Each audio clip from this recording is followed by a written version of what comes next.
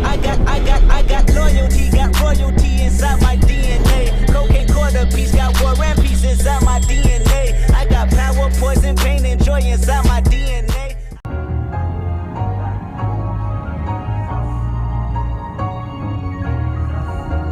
Yo. Good morning. This is the Hungry Millennial. I'm on my way to O'Hare Airport to hopefully get some $20 rides. Currently listening to Logic, Spider-Man. Right now he's really popping. Today I wanted to talk about sending prayers to my family in the Midwest.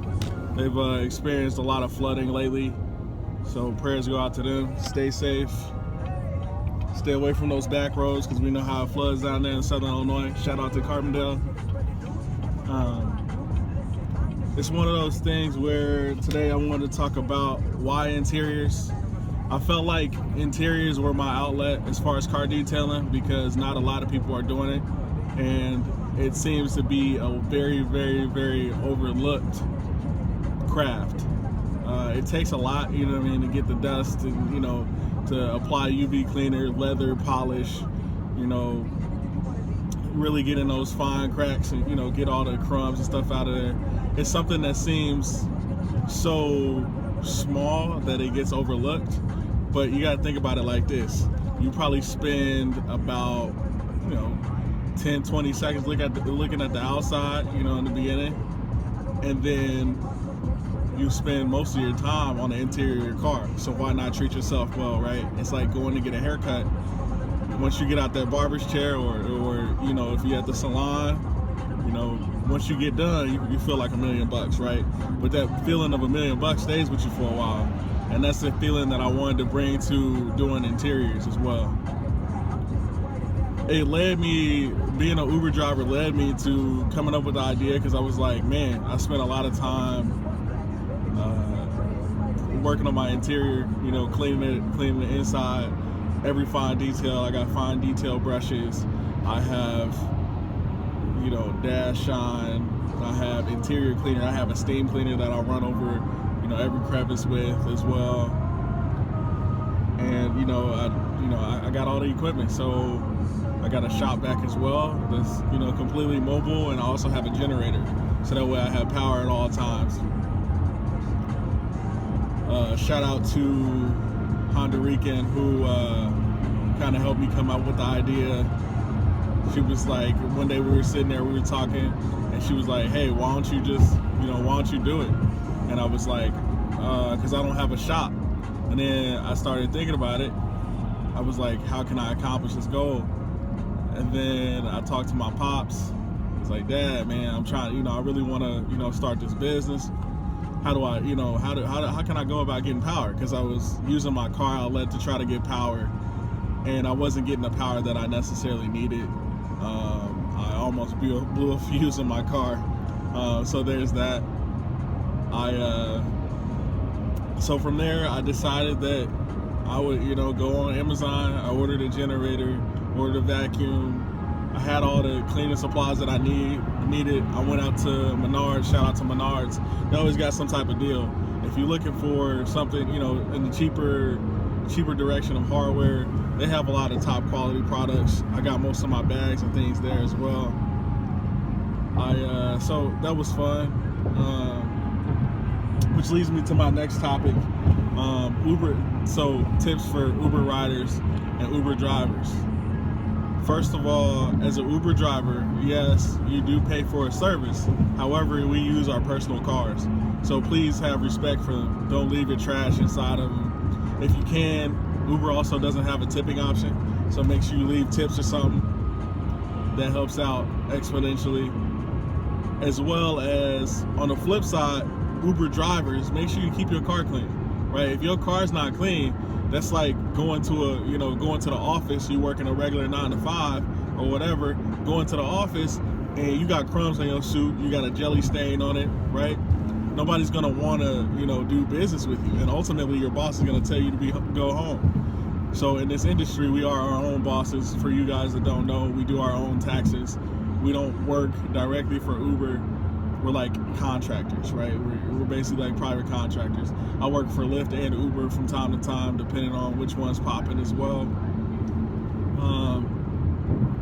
So, another thing is from a courtesy standpoint, drivers, make sure that you help your riders with their luggage, load them into your car, because ultimately that's your car, that's your property, and if something does happen, like they nick it or scratch a paint, etc., you're going to be highly upset. But at the same time, you did not help that individual get that luggage into that car, and ultimately you're responsible for their transportation, and they're paying you for a service on top of that. Also, riders on the other side, make sure that you're not just pointing at your bag, because we're not a valet service and technically we don't have to touch your bag. Is it a good courtesy to do so? Yeah, it is, right? But we don't have to do that. So try to work together to accomplish those goals and those feats, and make sure you tip your Uber drivers. Many times a lot of people don't know that we don't actually get to know the trip before, like where we're going, before we pick you up. So we could have had plans to go to dinner at 5 o'clock, but you got to go way out to the suburbs. Now we got a 30-minute drive out there, and then we got a 30-minute drive back, which usually, potentially, it doesn't, most of the times it doesn't end up with a ride back into the city. And it's very, very rare at those types of times that people are going back into the city. So be very, very understanding when it comes to that. Also, when it comes to music, like if somebody's playing music or whatever, you can ask them in a polite manner, in a polite tone, to turn it down if you're on the phone. Because a lot of times we're not really paying attention to you because we're not trying to make awkward eye contact with you in the back. So make sure you like, hey, I'm about to make a phone call real quick. Can you turn it down real quick? I've had a couple instances where people would be like, they get in the car, they'd be like, are you going to turn that down? And I was like, oh my goodness. Yeah, I can. But they were already on the defensive right before they even got in. Not every person is the same. Not every Uber driver is the same. So have that respect that you're not always going to have the same experience. So refresh your mind, refresh, be a good person, be kind about it, and then embrace them as if they're a different person, right? Because we don't want to prejudge those individuals based off of what one or two individuals or experiences you've had, right? Because everybody's different.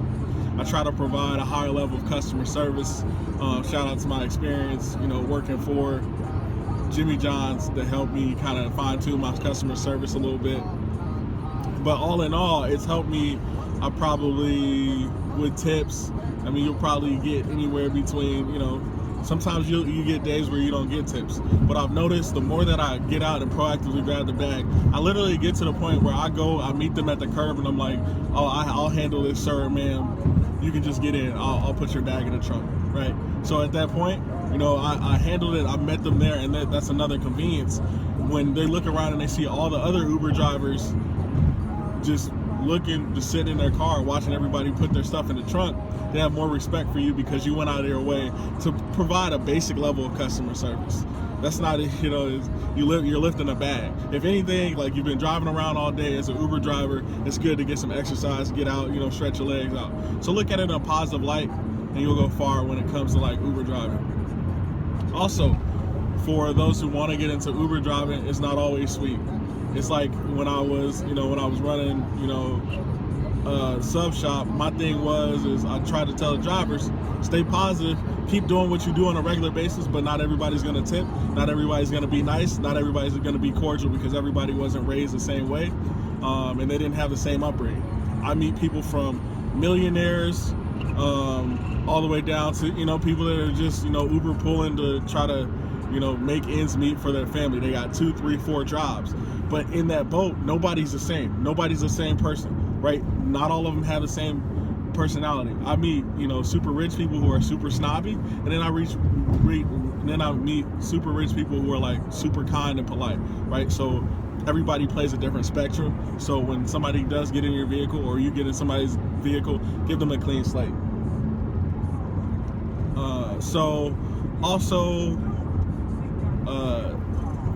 One thing that I kind of wanted to address is making sure that like you're keeping a positive attitude, right? Positive vibes. I went off on the rant yesterday about positive and good vibes. The thing is like, yeah, you know, they're great to have, but at the end of the day, you have to find a place in yourself, inside you, where you're like, I'm gonna do this, right? You have to find something that motivates you, right? Besides people saying good vibes, because you're not gonna always have people there. I think some of my deepest, darkest moments were, you know, I'm in, you know, we're, you know, I'm in the military, and we're going through, you know, brush or debris or whatever. We're cold, we're freezing. It's 30 degrees outside. My boots are wet, my socks are wet. Everything's wet. My entire uniform's drenched because we can't use umbrellas or anything like that. And you have to find that mental fortitude to keep going, because everybody's hungry, everybody is cold, everybody is wet, and nobody really cares about your problems in that instance. So you got to make sure that you're powering through and you're doing everything that you can do to stay positive, because you don't want your negativity to rub off on the next person. So you have to find it within yourself to combine that action with the positive vibes, and you'll go far. Anyway, yo, this is the Hungry Millennial. Tommy out. I got